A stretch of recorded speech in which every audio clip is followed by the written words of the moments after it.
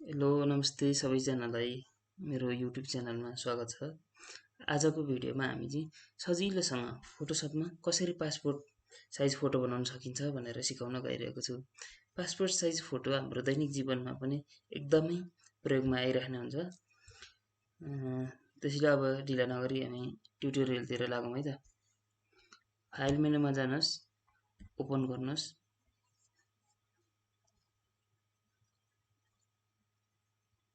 जुन फोटोबाट तपाईँ passport size photo बनाउँदै हुन्छ त्यो फोटो सिलेक्ट गर्नुहोस्, ओपनमा क्लिक गरिदिनुहोस्।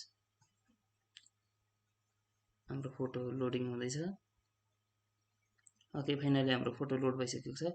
अब क्रप टुलमा जानुहोस्, सर्टकट सी पनि प्रयोग गर्न सक्नुहुनेछ। हाम्रो फोटोको साइज चाहिँ 35 mm बाइ 45 mm हुने भएकोले रेसियो 3.5 र 4.5 सेट गर्नु होला। त्यस पछाडि यसलाई फोटो अनुसार एडजस्ट गर्नु होला।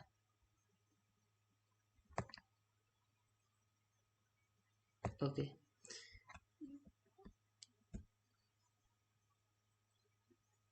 अब फेरि इमेजमा जानुहोस्, इमेज साइजमा जानुहोस्। के हुन्छ 35 mm सेलेक्ट गरिदिनुहोस्। हाइट हाम्रो 44.97 देखाएको छ, हाम्रो 45 mm चाहिँ हाइट हुन्छ। अब ओके गरिदिनुहोस्। हाम्रो फोटो तयार भइसकेको छ। अब हामी फाइलमा जान्छौँ, त्यस पछाडि न्यूमा क्लिक गर्नुहोस्। हामीले प्राय प्रिन्ट गर्ने फोटो चाहिँ A4 साइजमै प्रिन्ट गर्छौँ, त्यस कारणले A4 साइजमा क्लिक गर्नुहोस्। ओरिएन्टेसन पोर्ट्रेटै राखेर क्लिक गरिदिनुहोस्।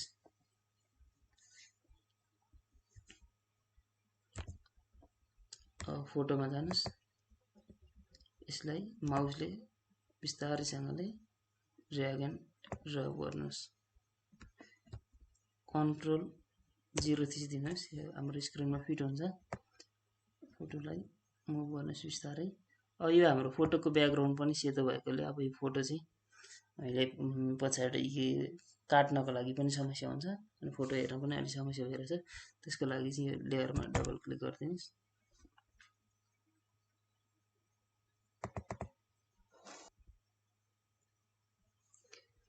लेयर स्टाइल खुलेको छ। अब यसमा चाहिँ स्टोर भन्ने हुन्छ, यसमा प्लस गरिदिनुहोस्। स्टोर कलर मलाई रेडी ठिक लागेको छ।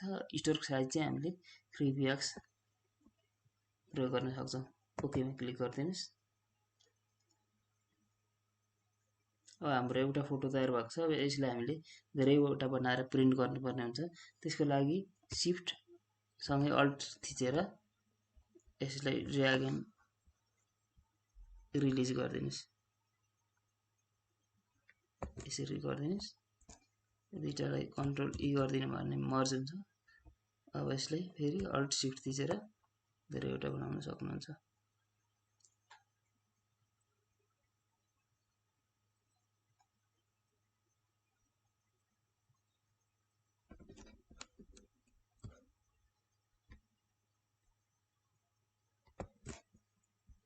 फेरि अल्ट सिफ्ट कन्ट्रोलसँग थिच्नुहुन्छ यसलाई एक्ज्याक्ट पोजिसन मिलाउनको लागि।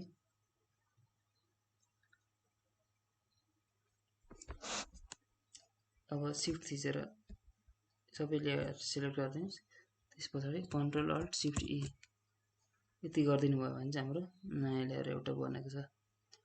अब त्यसलाई चाहिँ हामीले के गर्छौँ, यसरी ड्र्याग डाउन गरिदिन्छौँ।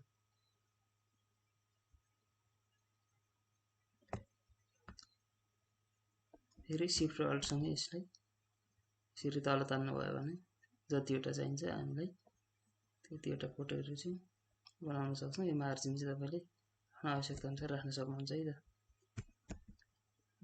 तपाईँले जतिमा राखेर काट्दा सजिलो हुन्छ त्यतिमा राख्न सक्नुहुनेछ। ओके, मैले यति नै बनाएँ फोटो। अब हामी सेभ गर्नको लागि फाइलमा जान्छौँ, त्यस पछाडि सेभमा क्लिक गर्नुहोस्। त्यस पछाडि कुन लोकेसनमा सेभ गर्नुहुन्छ त्यो लोकेसन चुज गर्नुहोस्। सेभ एज टाइपमा जेपिजी सेलेक्ट गर्नु होला। त्यस पछाडि फाइल नेम राख्नुहोस्। तपाईँलाई पछाडि प्रिन्ट गर्नको लागि खोज्नुपर्ने हुन्छ। मैले यहाँ सजिलोको लागि राखेको छु। अब यसलाई सेभ गरिदिनुहोस्।